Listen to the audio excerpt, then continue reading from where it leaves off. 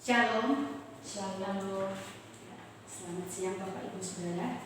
Puji nama Tuhan kalau pada siang hari ini kita boleh bertemu kembali dalam ibadah minggu kita pagi ini. Meskipun kita beribadah dari rumah, tapi kita bersyukur bahwa Tuhan masih memberikan kita kekuatan, kesehatan, bahkan kesempatan Tuhan berikan buat kita untuk beribadah. Mari kita terus mempergunakan kesempatan yang Tuhan berikan dengan mengejar perkenanan Tuhan senantiasa. Selama Tuhan masih berkenan kita temui, mari kita pergunakan waktu kita untuk datang memuji dan menyembah Dia.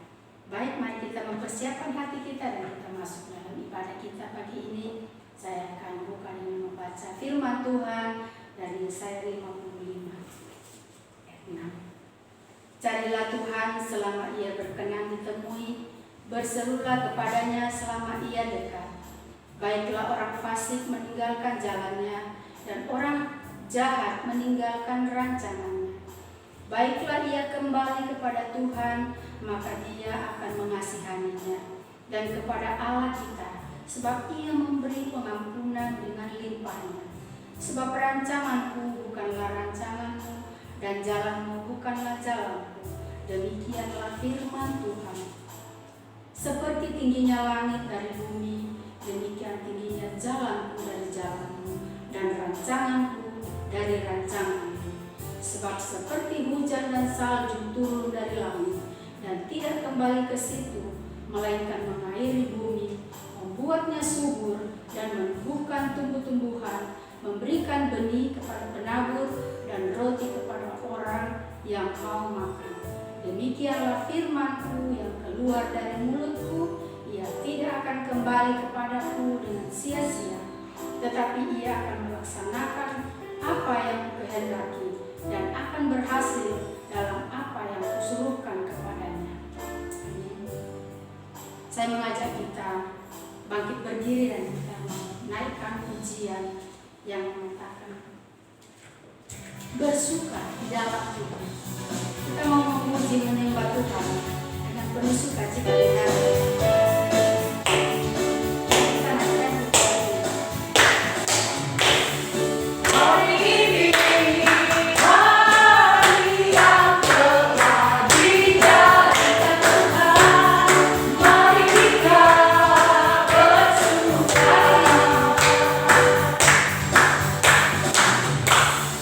Hari ini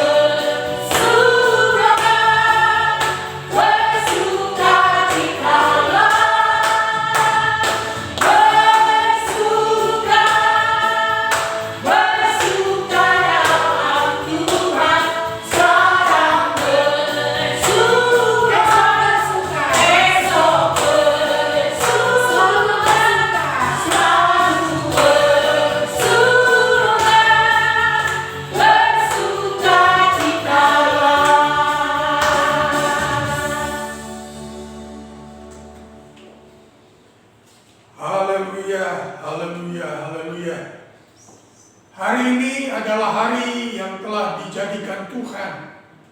Mari kita bersukacita, mari kita beribadah kepada-Nya. Bapa, terima kasih untuk peluang anugerah ini berjumpa dengan Tuhan melalui ibadah. Kami percaya Tuhan, oleh darah anak domba Allah, kami dilayakkan untuk berjumpa secara pribadi dengan Tuhan melalui ibadah ini. Dan perjumpaan dengan Tuhan, dengan iman, dengan hati yang terbuka, pasti mengubahkan kami. Siapapun yang berjumpa dengan Tuhan, sakit, sembuh dalam nama Yesus. Susah, sedih, lemah, dihiburkan, diteguhkan, dikuatkan oleh Tuhan. Yang sedang menghadapi pergumulan masalah, berjumpa dengan Tuhan, diberi jalan keluar yang terbaik.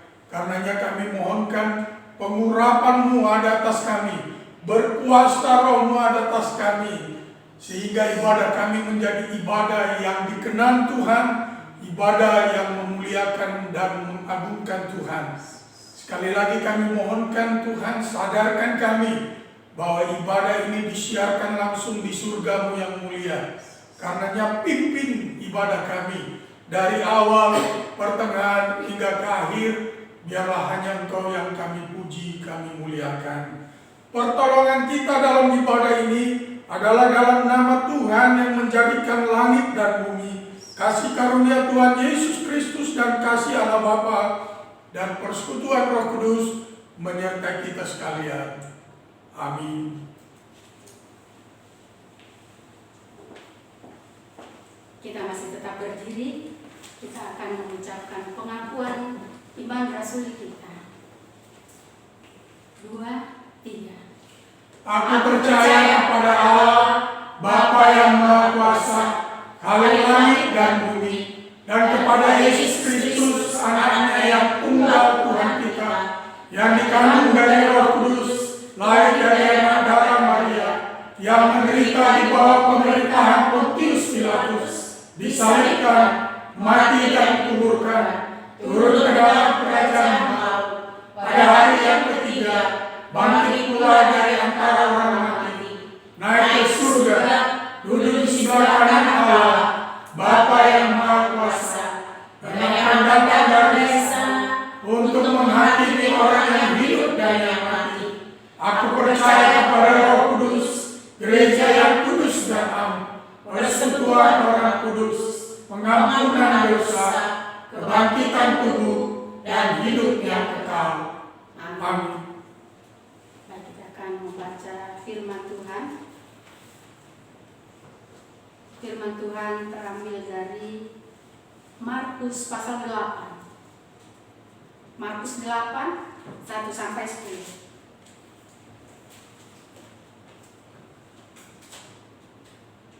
Kita akan baca secara bersama-sama, mulai dari ayat 1 sampai ayat yang ke-10. Kita baca bersama. 2, 3. Pada waktu itu ada pula orang banyak di situ yang besar jumlahnya, dan karena mereka tidak mempunyai makanan, Yesus memanggil murid-muridnya dan berkata, "Hatiku tergerak oleh belas kasihan kepada orang banyak ini. Sudah 3 hari mereka mengikuti aku, dan mereka tidak mempunyai makanan. Dan jika mereka kusuruh pulang ke rumahnya dengan lapar, mereka akan rebah di jalan, sebab ada yang datang dari jauh." Murid-muridnya menjawab, "Bagaimana di tempat yang sunyi ini orang dapat memberi mereka roti sampai kenyang?" Yesus bertanya kepada mereka, "Berapa roti ada padamu?" Jawab mereka, 7. Lalu Dia menyuruh orang banyak itu duduk di tanah. Sesudah itu Dia mengambil ke-7 roti itu, mengucap syukur, memecah-mecahkannya, dan memberikannya kepada murid-muridnya untuk dibagi-bagikan, dan mereka memberikannya kepada orang banyak. Mereka juga mempunyai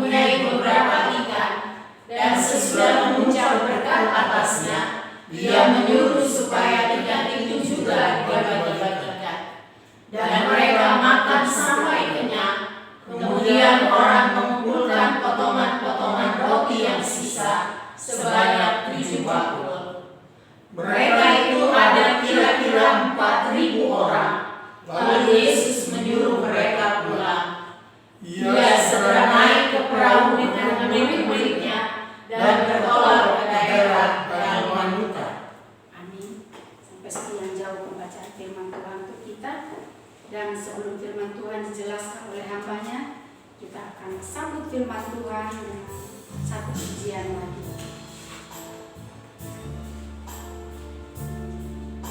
Selidiki aku, lihat hati, apakah aku sungguh mengasihi.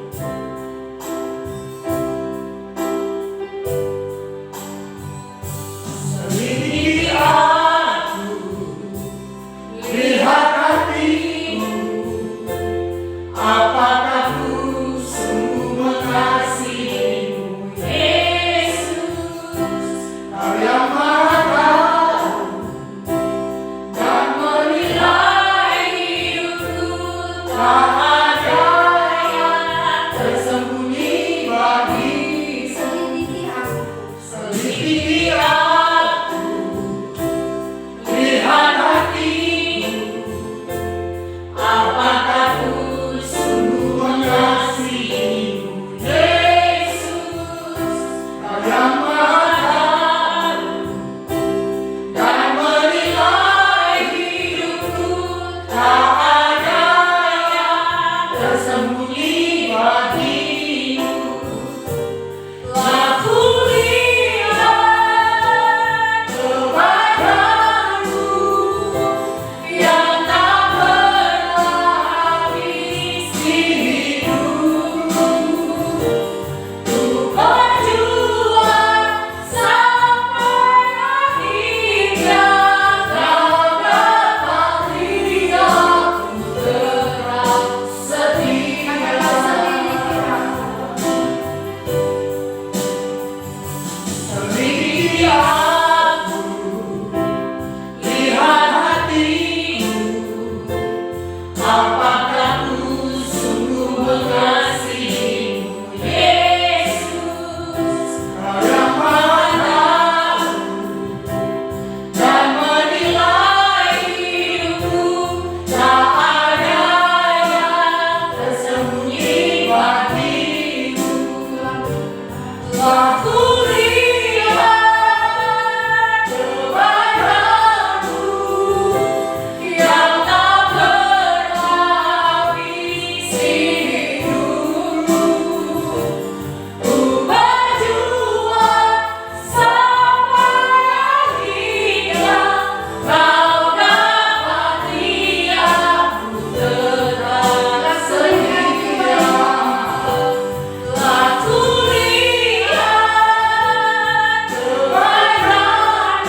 kepadamu yang tak pernah habis di hidupku. Ku berjuang sampai akhirnya, kau dapat lihat ku tetap setia. Kau dapat lihat ku tetap setia. Kau dapat lihat setia, ku tetap setia. Terima kasih Tuhan Yesus, Allah yang baik bagi kami. Mengucap syukur Tuhan, karena Engkau tetap Allah yang setia dalam kehidupan kami. Hingga pada saat ini terbukti kasih-Mu, kami ada sebagaimana kami ada. Kami boleh sehat, kami boleh diberkati Tuhan, kami boleh melaksanakan ibadah raya kami sekalipun di rumah masing-masing. Semua karena pertolongan dan berkat Tuhan. Bapa, terima kasih, kami mengucap syukur. Sebentar kami sama-sama akan belajar kebenaran firman Allah. Firman Allah yang telah kami baca, kami bawa ke dalam tangan kuasa-Mu. Biarlah itu menjadi rema di dalam kehidupan kami, sehingga Tuhan di dalam perjalanan hidup ini, firman-Mu lah yang senantiasa menuntun langkah hidup kami, yang memberikan terang bagi jalan kaki kami ya Tuhan, yang memberikan kekuatan, yang memberikan penghiburan, dan segala-galanya firman Tuhan bagi kami, karena firman itu Engkau Allah sendiri. Terima kasih Bapa, berfirmanlah bagi kami, sesungguhnya hati kami telah siap. Dalam nama Yesus Kristus kami berdoa. Amin. Silakan duduk Bapak Ibu yang dikasihi Tuhan Yesus. Shalom untuk kita. Puji nama Tuhan. Tuhan masih mengizinkan kita di dalam suasana saat ini beribadah di rumah kita masing-masing. Baik, kita akan sama-sama belajar satu subtema dari kebenaran firman Allah sesuai pembacaan kita hari ini. Injil Markus pasalnya yang ke-8 ayat 1 sampai 10. Saya beri tema khususnya adalah kuasa belas kasihan. Karakter belas kasihan dari Yesus, itulah yang kita pelajari. Izinkan saya pagi hari ini menyatakan suatu ucapan syukur. Salah satu kebanggaan orang percaya adalah menerima belas kasihan dari Tuhan bagi kita. Amin.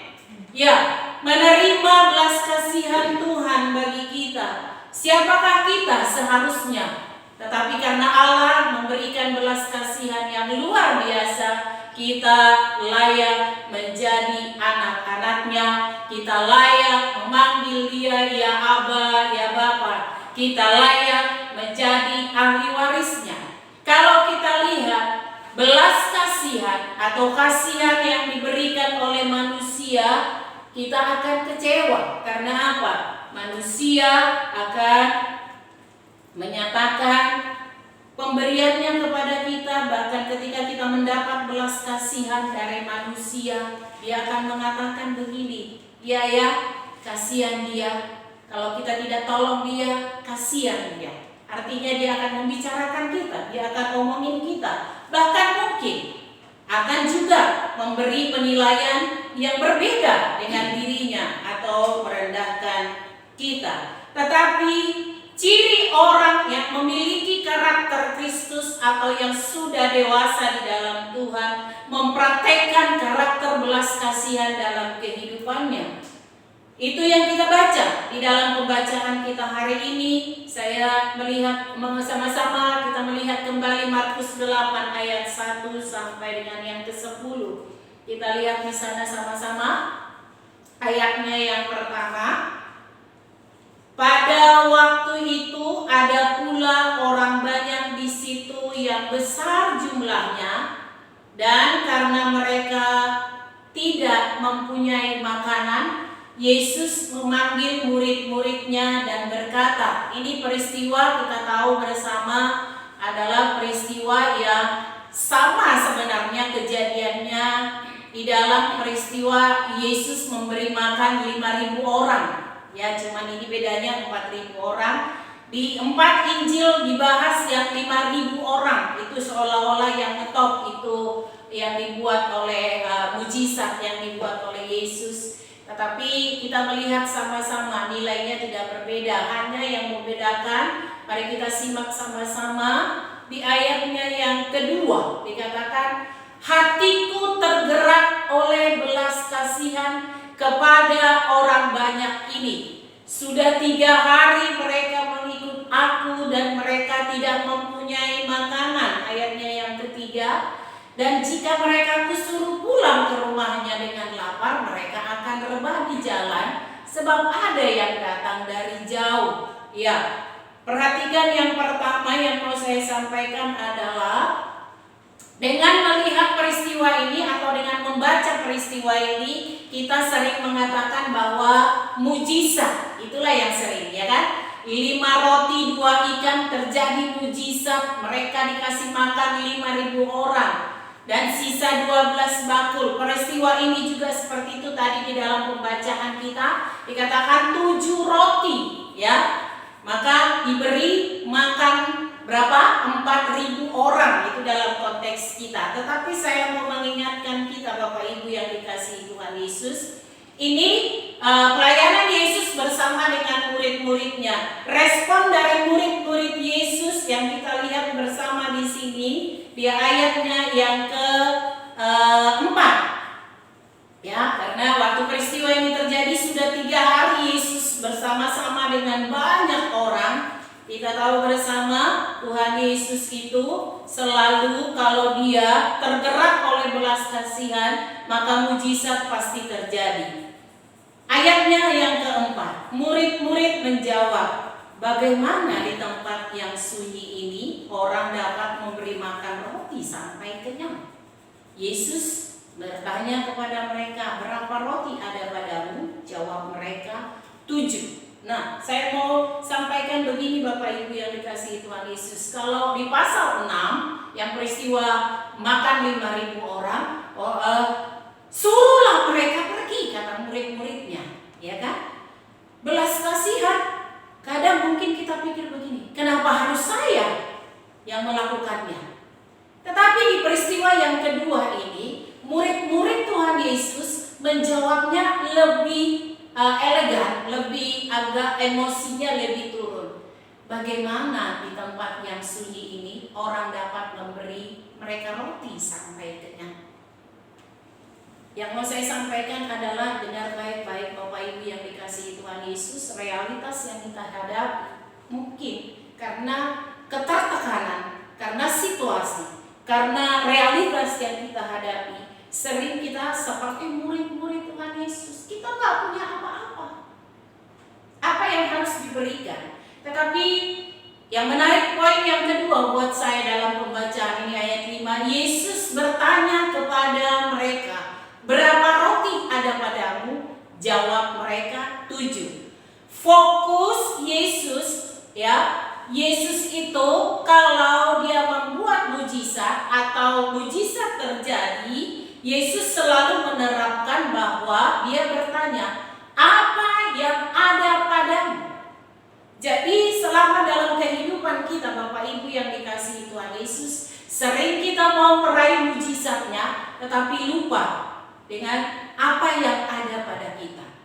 Kita sering mengatakan begini, aku gak punya, aku gak bisa, apa yang harus kubuat?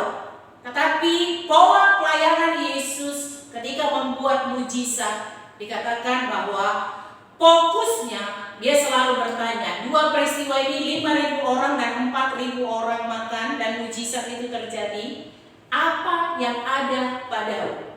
Jadi kalau Bapak Ibu dan saya mau melihat mujizat, ya, atau memiliki karakter belas kasihan, bukan apa yang ada pada orang lain, tetapi apa yang ada pada kita. Amin Bapak Ibu yang dikasihi Tuhan Yesus. Ya, yang kedua, ya saya lihat terus kalau kita baca ayatnya 6 coba lanjut. Lalu ia menyuruh orang banyak itu duduk di tanah. Sesudah itu ia mengambil ke-7 roti itu, mengucap syukur, memecah-mecahkannya dan memberikannya kepada murid-muridnya untuk dibagikan. Ini pola yang kedua.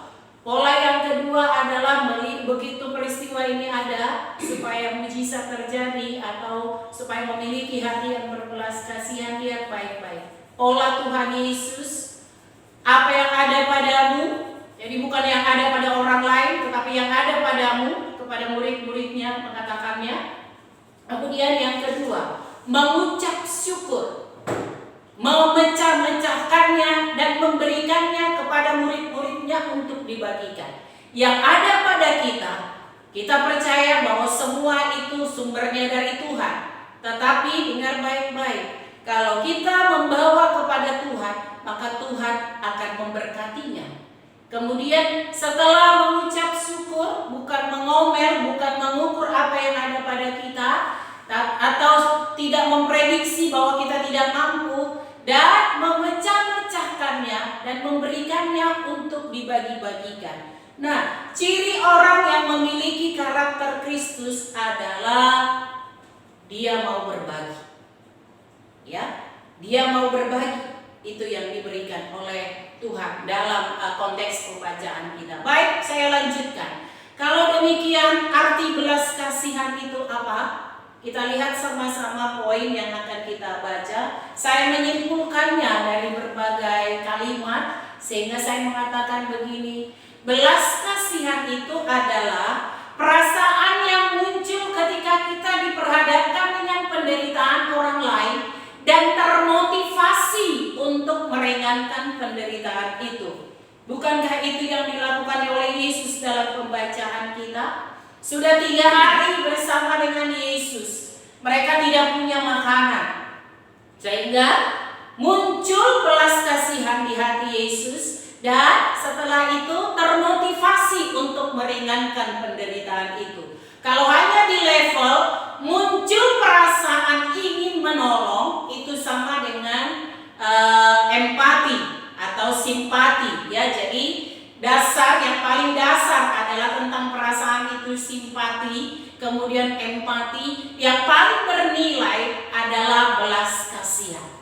Kata belas kasihan adalah dasar bahasa Yunaninya adalah splagnos ya, atau bahasa Inggris polos, pergerakan usus. Aneh ya, pergerakan usus. Bapak Ibu sadar nggak? Di dalam tubuh kita ini usus bergerak. Ketika usus bergerak, apakah kita bisa diam? Saya pikir tidak. Atau mungkin begini, yang bahasa sederhananya begini. Ketika Bapak Ibu kebelet, ya, kebelet untuk ke belakang, apakah bisa ditunda? Dulu Pak Pilemon mengatakan istilah panggilan tertinggi dalam hal itu. Nah, jadi belas kasihan itu adalah pergerakan usus. Itu diumpamakan pergerakan usus, sehingga yang kita lakukan sesuatu. Jadi tidak bisa diam tanpa melakukan apa-apa. Itulah gambaran belas kasihan. Pergerakan usus ketika dia bergerak ingin melakukan dan bereaksi sesuatu, itu yang disebut dengan belas kasihan. Belas kasihan itu selalu menghasilkan tindakan. Saya tadi sudah katakan, ketika Yesus tergerak hatinya oleh belas kasihan, maka mujizat pasti terjadi. Kita tahu bersama kepada siapa Tuhan Yesus tergerak hatinya oleh belas kasihan. Ada di dalam Alkitab yang sering kita baca. Ketika orang banyak datang berbondong-bondong, ketika orang membutuhkan kesembuhan, ketika orang membutuhkan kebangkitan, kita lihat anak janda dinaik. Ya, ketika dia lewat, Tuhan Yesus melihat ibu ini, tergeraklah hatinya oleh belas kasihan sehingga terjadi mujizat di situ.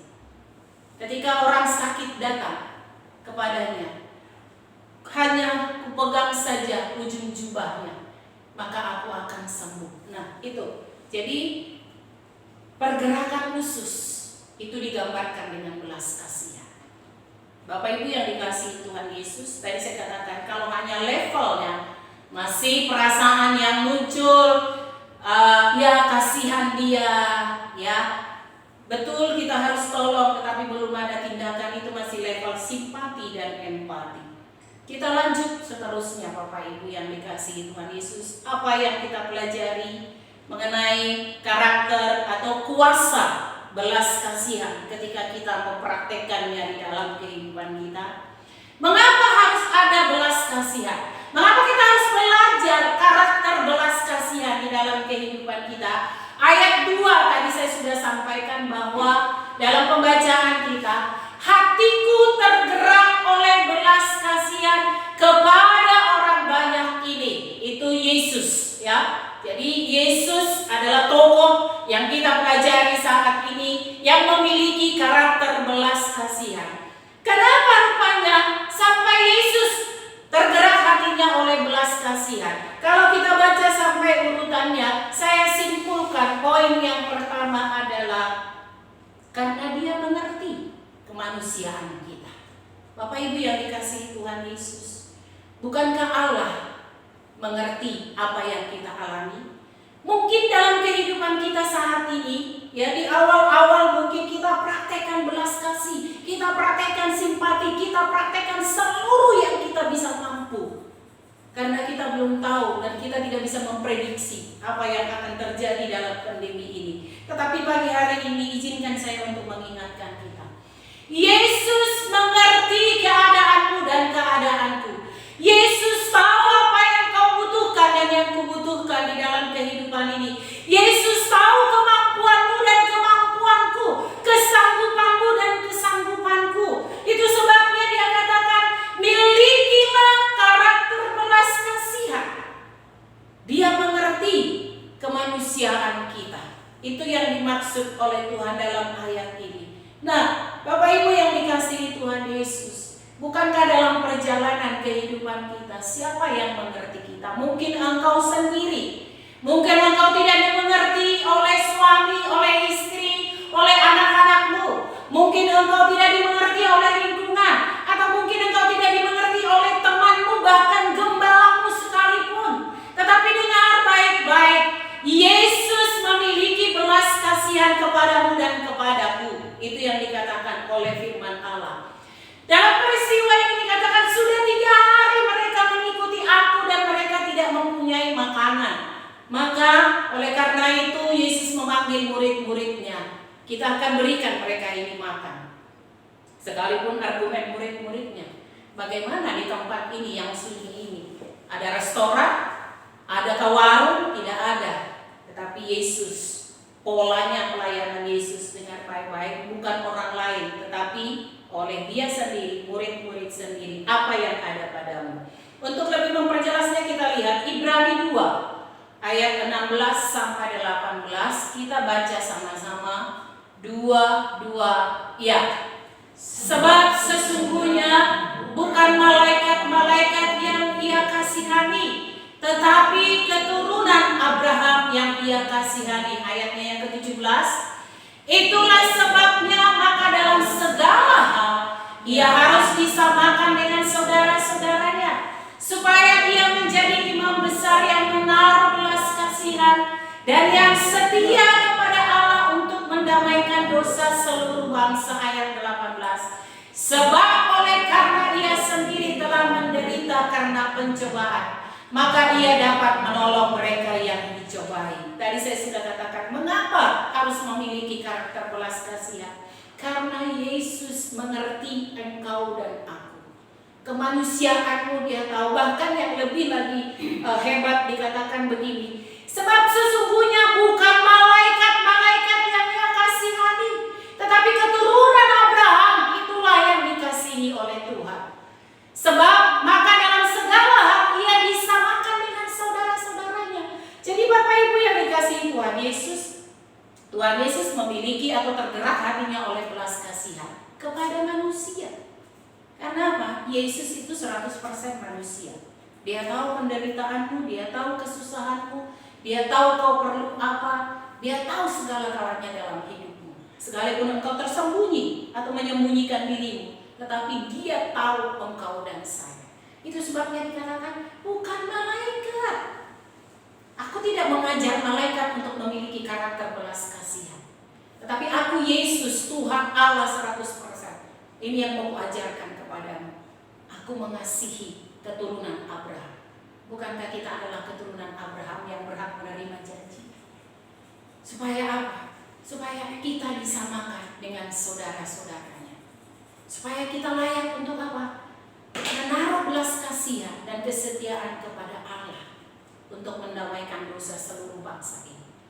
Itu poin yang pertama, mengapa harus ada belas kasihan. Jadi oleh karena itu Bapak Ibu yang dikasihi Tuhan Yesus, pesannya yang luar biasa saya bahasakan adalah jangan lari dari Tuhan Yesus Kristus. Amin. Apapun keadaanmu. Ya. Kalau bicara mengenai perasaan, bicara mengenai simpati, empati, dan belas kasihan, sangat-sangat banyak problem yang kita hadapi. Karena apa Bapak Ibu? Laki-laki dengan perempuan itu sungguh berbeda dari perspektif perasaan. Ya, di rumah tangga mungkin engkau akan mengalami, kok begini ya jadinya, kok suami saya nggak mengerti sih, kok nggak mengerti, istri saya itu kok nggak ngerti sih. Logikanya laki-laki, ya. Laki-laki berulang kali saya katakan laki-laki itu lurus dan kotak, sementara perempuan kabel listrik sembraut ruwet semua. Ya, jadi berbicara mengenai simpati, empati, dan belas kasihan, semuanya bagus, tetapi yang paling memiliki karakter dari Yesus Kristus adalah belas kasihan. Level simpati dan empati itu dimiliki oleh dan kecenderungan yang dipraktekkan oleh kaum perempuan. Ya, itu sebabnya maksudnya apa? Tidak terkandung, tidak tersirat, sehingga laki-laki yang memakai logika sering tidak mengerti dan tidak memahami. Tetapi dengan baik-baik, siapapun kau, lihat baik-baik kepada Yesus fokus kita. dia mengerti, dia mengetahui, dia mau menolong engkau dan saya. Itulah belas kasihan. Poin yang kedua yang kita pelajari sesuai dengan bacaan kita adalah, kalau demikian, apa sih kuasa belas kasihan itu? Tadi saya sudah katakan, Yesus itu berulang kali dalam pelayanannya, tergeraklah hatiku oleh belas kasihan. Kepada siapa Yesus tergerak hatinya oleh belas kasihan? Kepada orang-orang yang terlantar, ya, kepada orang-orang yang membutuhkan pertolongan, yang sakit, yang tidak diperhatikan, kepada orang-orang yang membutuhkan mujizat. Kepada situlah Tuhan Yesus. Apa kuasa belas kasihan kalau kita praktekkan di dalam kehidupan kita? Kita lihat bacaan kita, Markus 6 ayat 34. Kita baca sama-sama. 1, 2, 3, ya. Ketika Yesus mendarat, ia melihat sejumlah besar orang banyak, maka tergeraklah hatinya oleh belas kasihan kepada mereka, karena mereka seperti domba yang tidak mempunyai gembala. Lalu mulailah ia mengajarkan banyak hal kepada mereka. Lihat baik-baik. Yesus mendarat di sini bukan turun dari pesawat, ya. Oke. Jadi yang mau saya sampaikan adalah kuasa belas kasihan ketika kita praktekkan, disitulah dia akan melakukan apa? Mengajarkan banyak hal. Bukankah dunia ini sekarang memiliki pengajaran yang sesat? Baru kita diperhadapkan dengan peristiwa di Prancis. Ajaran mana itu?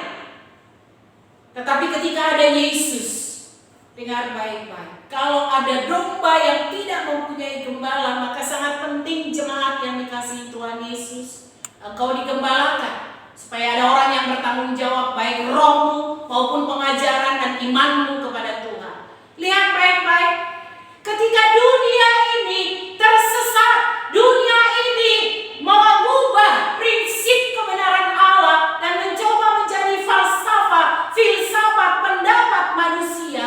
Lihat, banyak orang yang tersesat seperti domba yang tidak mempunyai gembala. Yesus datang kepada orang itu untuk ngapain? Mengajarkan banyak hal. Yang mau saya sampaikan adalah belas kasihan tidak diukur oleh uangmu, tetapi belas kasihan memiliki power. Engkau akan menerima pengajaran yang benar. Ada wahyu di sana ketika engkau memiliki belas kasihan, karena engkau mendapat pengajaran yang benar dari Yesus sendiri. Mengajarkan banyak hal. Lalu mulailah dia mengajarkan banyak hal kepada mereka. Itulah kuasa. Engkau akan sanggup melihat yang tidak benar, dan engkau akan bisa mengembalikan kepada posisi kebenaran. Di rumahmu, bapak-bapak sebagai imam, ajarkan banyak hal kebenaran kepada istri dan anak-anak. Engkau adalah imam. Ibu-ibu, istri-istri, engkau adalah tiang doa. Ajarkan baik-baik. Orang tua, opa, oma, opung, ajarkan baik-baik kebenaran, supaya mereka tidak seperti domba yang tidak memiliki gembala. Yesus bertanggung jawab.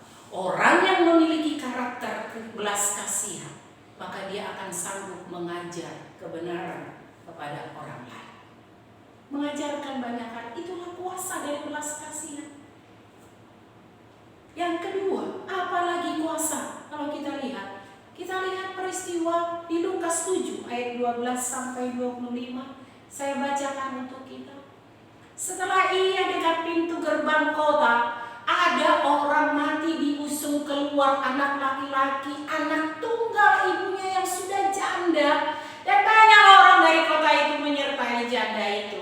Dan ketika Tuhan melihat janda itu, tergeraklah hatinya oleh belas kasihan. Lalu ia berkata kepadanya, jangan menangis.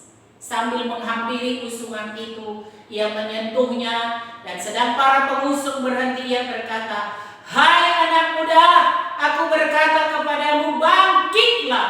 Maka bangunlah orang itu dan duduk dan mulai berkata-kata. dan Yesus menyerahkannya kepada ibunya. Ini kita tahu peristiwa anak muda di Nain yang dibangkitkan oleh Yesus Kristus. Karena Yesus memiliki hati yang tergerak oleh belas kasihan, maka kuasanya, lihat Bapak Ibu, mujizat yang luar biasa. Yang mati dibangkitkan, orang yang mati dihidupkan oleh Tuhan Yesus. Ini sungguh luar biasa. Kuasa dari belas kasihan menghidupkan orang mati. Mati secara apa? Banyak orang hidup sekarang, tetapi seperti orang mati, karena tidak ada kebenaran di dalam kehidupannya. Izinkan dirimu dan diriku mengalirkan kuasa belas kasihan, sehingga ketika engkau mendapati dia sudah mati secara rohani dengan firman yang kau sampaikan, maka dia akan hidup dan mengenal Yesus sebagai Tuhan dan Juru Selamatnya. Luar biasa peristiwa ini Bapak Ibu. Hanya kuncinya adalah apa? Tergeraklah hatinya oleh belas kasihan. Itu yang sungguh-sungguh luar biasa.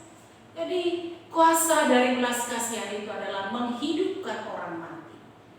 Saya selalu bilang, tidak diukur berapa banyaknya engkau pelayanan, berapa banyaknya engkau baca firman Tuhan, berapa banyaknya engkau sudah membuat ayat-ayat firman Tuhan, tetapi adakah hatimu hidup di dalam kebenaran firman Allah?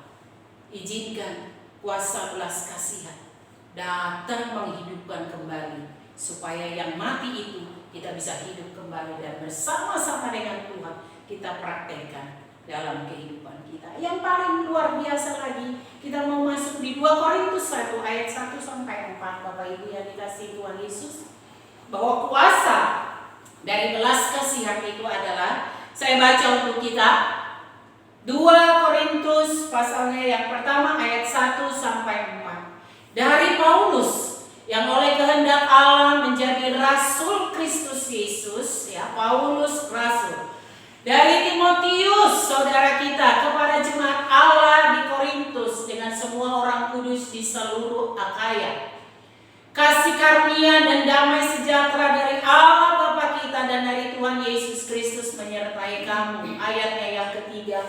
Terpujilah Allah Bapa Tuhan kita Yesus Kristus, Bapa yang penuh belas kasihan dan Allah sumber segala penghiburan, yang menghibur kami dalam segala penderitaan kami, sehingga kami sanggup menghibur mereka yang berada dalam bermacam-macam penderitaan dengan penghiburan yang kami terima sendiri dari Allah. Ini kuasa belas kasihan Bapak Ibu yang dikasihi Tuhan Yesus. Terpujilah Allah Bapa kita Tuhan Yesus Kristus. Dia adalah Allah sumber segala penghiburan. Jadi belas kasihan itu Bapak Ibu memiliki kuasa bahwa menyatakan diri bahwa segala yang ada padaku ini asalnya dari Tuhan, karena Tuhan adalah sumber segala-galanya. Dan ayatnya yang keempat inilah yang kita praktekkan di dalam kehidupan kita, yang menghibur kami dari segala penderitaan, sehingga kami sanggup menghibur mereka yang berada dalam bermacam-macam penderitaan dengan penghiburan yang kami alami terima sendiri dari Allah. Selama ini Bapak Ibu kita tahu Yesus itu berkuasa, amin. Yesus itu dahsyat, amin. Yesus sanggup melakukan mujizat, amin.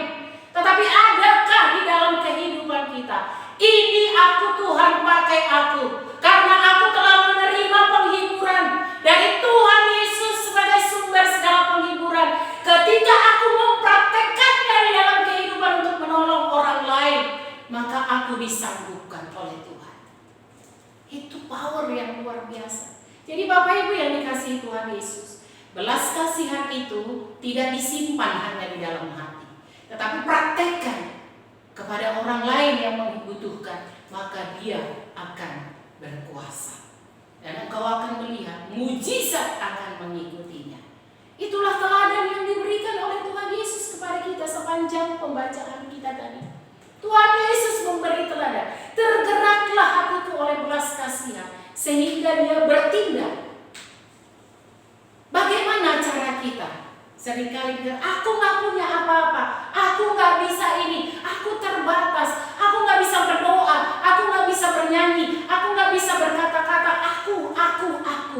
Tapi saya mau sampaikan, bukan engkau dan saya, tetapi Roh Kudus yang akan memampukan engkau dan saya. Oleh karena itu apa tindakan kita supaya kita bisa hidup, memiliki dan mengalami karakter belas kasihan di dalam kehidupan kita? Kita sama-sama membaca 1 Yohanes 3 ayat 17 sampai 18. Sama-sama kita membaca 1, 2, 3. Ya. Barang siapa mempunyai harta duniawi dan melihat saudaranya menderita kekurangan, tetapi menutup pintu hatinya terhadap saudaranya itu, bagaimanakah kasih Allah dapat tetap di dalam dirinya?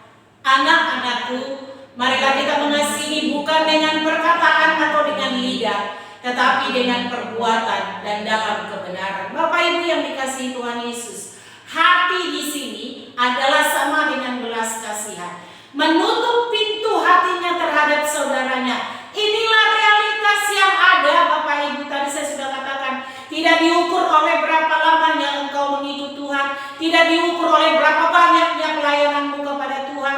Tetapi ternyata ada orang-orang yang menutup hatinya akan belas kasihan. Bagaimanakah engkau sanggup mengatakan kasih Allah ada pada diriku kalau engkau menutup hatimu? Oleh karena itu, Bapak Ibu yang dikasihi Tuhan Yesus, mari kita mengasihi bukan dengan perkataan atau dengan lidah, tetapi dengan perbuatan dan dalam kebenaran. Hati, bagaimana caranya? Hati kita, Bapak Ibu yang dikasihi Tuhan Yesus. Karena segala sesuatu yang ada di dalam hati kita, maka itulah yang keluar melalui mulut, itulah yang keluar melalui pikiran kita, itulah yang keluar melalui perbuatan dan tindakan kita di dalam kehidupan. Jadi sangat penting hatimu dan hatiku ada di dalam belas kasihan Tuhan. Amin Bapak Ibu. Tidak ada gunanya harta duniawi kalau engkau tidak mau memakai hatimu. Jangan menutup hati kita. Mungkin engkau berkata, aku gak bisa, aku gak punya apa-apa. Tetapi ketika hatimu terbuka, maka engkau akan dipakai oleh Tuhan.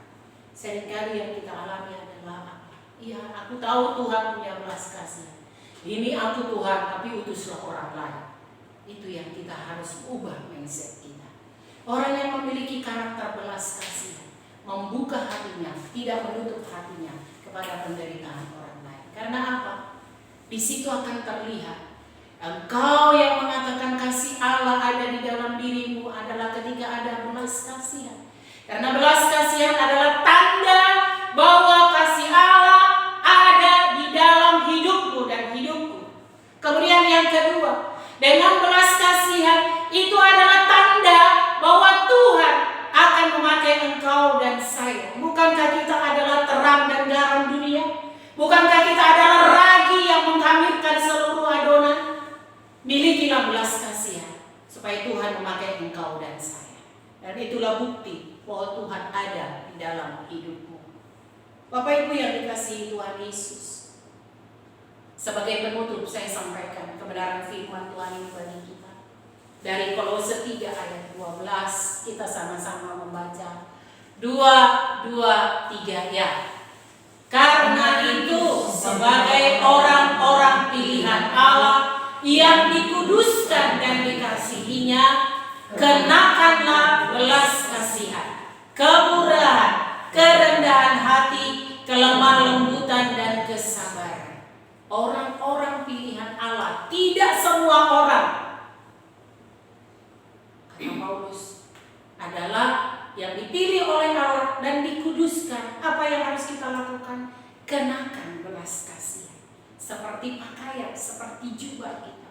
Kenakan. Setiap hari, setiap saat kenakan. Ya, itu sama seperti dengan stel gitar. Apa namanya istilah stel gitar itu?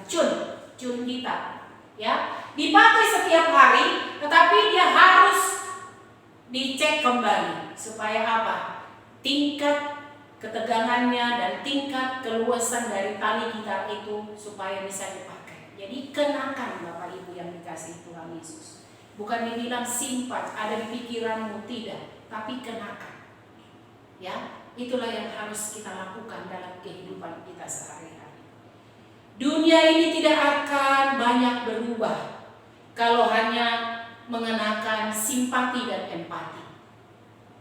Tetapi ketika kita mengenakan dan mempraktekkan belas kasihan, tergerak hatinya oleh belas kasihan, maka dunia akan mengalami pemulihan. Mari Bapak Ibu jemaat yang dikasihi Tuhan Yesus, karakter belas kasihan kita miliki dalam kehidupan kita, bukan karena kita, tetapi karena Tuhan saja di dalam kehidupan kita, dan untuk kemuliaan nama Tuhan. Karena apa? Tuhan Yesus telah terlebih dahulu memberikan kita belas kasihan, sehingga kita diangkat menjadi anak-anaknya.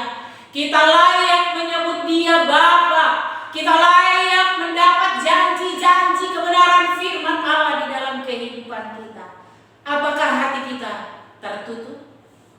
Hanya orang yang mempraktikkan belas kasihanlah yang membuktikan bahwa di dalam dirinya ada Allah. Dan dengan belas kasihanlah kita praktekkan, kita menjadi alat rekan sekerja Allah untuk menyelamatkan dunia ini.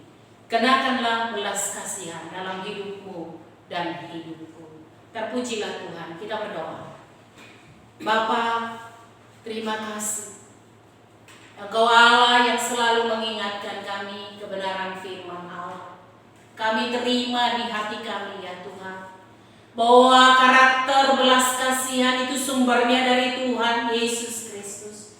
Kami mau belajar di sana ya Tuhan, karena kami tahu Yesus terlebih dahulu melakukannya, dan itu teladan yang kami akan lakukan di dalam pola hidup kami. Dan karena kami tahu ada banyak mujizat, ada banyak hal yang terjadi yang membawa kami kepada pengikutan, kedewasaan kepada Yesus Kristus di dalam iman, ketika kami mempraktekkan kasih dan belas kasihan. Ini kami Tuhan, kami mau mengenakannya di dalam kehidupan kami. Oleh pertolongan Roh Kudus-Mu, kami mampu dan layak menggunakan belas kasihan seperti yang Engkau mau. Sehingga rancangan Tuhan, rencana Tuhan bagi hidup kami terjadi, dan dunia ini dipulihkan oleh karena pertolongan Tuhan. Terpujilah Engkau Tuhan, termaterailah firman-Mu di loh hati kami. Dalam nama Yesus Kristus kami telah berdoa dan mengucap syukur. Haleluya. Amin. Puji Tuhan, saya kembalikan kepada Ibu Saudara.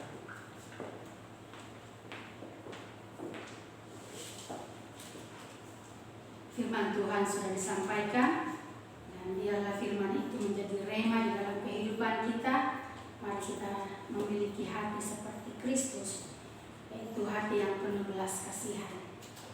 Baik, kita akan masuk dalam doa syafaat dan penutup. Sebelumnya kita menaikkan pujian yang mengatakan kekuatan di hidup dapat dalam Yesus.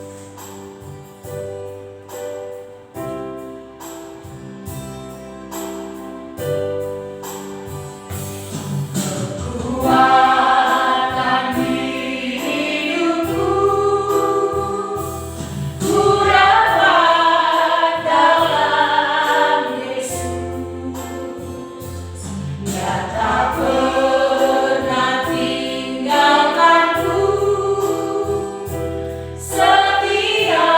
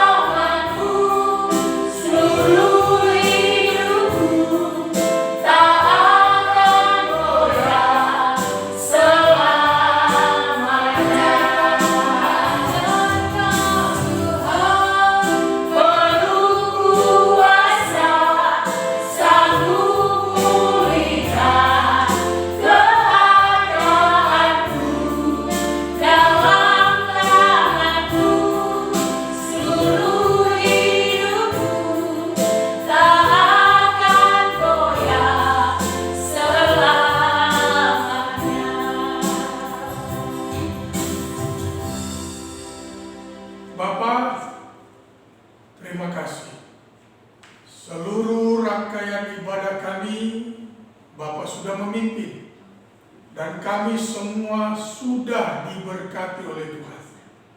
Tiba saatnya kami menaikkan doa-doa syafaat kami di hadapan Tuhan. Kami membawa jemaat-Mu, kami membawa umat-Mu, kami membawa keluarga-Mu, kami membawa bahkan bangsa dan negara ini menghadap Tuhan. Karena hanya Engkau yang sanggup untuk memulihkan keadaan kami, ya Tuhan. Pada saat ini kami membawa jemaat-Mu, umat-Mu yang mungkin dalam keadaan sakit. Engkau omnipresent, Engkau maha hadir, Engkau hadir dimanapun mereka berada saat ini. Dan tangan-Mu yang penuh dengan belas kasihan, tangan-Mu yang berlubang paku itu menjamah mereka dan menyembuhkan mereka. Dalam nama Yesus, kuasa kesembuhan-Mu mengalir dalam hidup mereka. Kami juga mendoakan anak-anak kami, ya Tuhan, yang menempuh pendidikan dari TK sampai perguruan tinggi. Karuniakan mereka hikmat, kecerdasan, ingatan yang tajam, semangat belajar, biar mereka berhasil dan mempermuliakan nama Tuhan. Kami mendoakan jemaat-Mu, umat-Mu yang sedang mencari tempat berkarya. Kami percaya tuntunan, arahan, bimbingan Roh-Mu, sehingga mereka berkarya sesuai dengan potensi yang Tuhan karuniakan kepada mereka. Kami mendoakan semua jemaat umat-Mu yang sudah berkarya, baik sebagai pegawai negeri, pegawai swasta, pegawai BUMN, wirausahawan, wirausahawati. Dalam nama Yesus, tangan kemurahan-Mu, tangan berkat-Mu ada atas mereka, sehingga apapun yang dilakukan tangan mereka bagi kemuliaan Tuhan, Tuhan buat berhasil. Mereka adalah biji mata-Mu, ya Tuhan. Mereka adalah anak-anak ketebusan-Mu. Karenanya kami percaya semua umat-Mu terproteksi dengan darah anak domba Allah. Tidak ada COVID-19, tidak ada virus apapun, kuman, bakteri atau apapun yang hendak menghancurkan tubuh kami. Karena tubuh kami milik Tuhan, Roh Kudus ada di dalamnya. Kami berdoa Bapa dalam nama Yesus, semua umat-Mu terlindungi secara sempurna. Kami juga mendoakan, ya Tuhan, pemerintah dan bangsa kami. Bangsa ini milik-Mu. Karenanya kami percaya semua pemimpin-pemimpin kami juga adalah milik Tuhan. Presiden, wakil presiden, para menteri, gubernur, bupati, wali kota, camat, lurah, RW, RT, pemimpin-pemimpin yudikatif, pemimpin-pemimpin di legislatif, pemimpin-pemimpin ormas, pemimpin-pemimpin non formal. Kami bawa mereka menghadap Tuhan. Ada roh takut akan Tuhan pada mereka, sehingga setiap keputusan yang mereka ambil sesuai dengan kehendak Tuhan. Kami berdoa Bapa, datanglah kerajaan-Mu, jadilah kehendak-Mu di Indonesia seperti di surga. Karenanya Bapa, kami serahkan diri untuk digembalakan oleh Tuhan. Tuntunlah kami semua ke padang yang berumput hijau, ke mata air yang tenang, segarkanlah jiwa kami. Saudaraku yang kekasih, arahkan pandangan-Mu kepada Imam Agung kita Tuhan Yesus Kristus, Raja kita. Imanilah Dia, tadahkanlah tangan-Mu, dan terimalah janji berkat-Nya. Tuhan memberkati engkau dan melindungi engkau. Tuhan menyinari engkau dengan wajah-Nya dan memberi engkau kasih karunia. Tuhan menghadapkan wajah-Nya kepadamu dan memberi engkau damai sejahtera. Kiranya damai sejahtera dari Bapa kita yang di surga, kasih yang kekal dari anaknya Yesus Kristus, persekutuan yang manis dengan pribadi Roh Kudus ada menyertai kita siang hari ini hingga Maranatha. Yesus datang kembali menjemput saleh-salehnya. Amin, amin, amin. Surga dan bumi. Surga dan bumi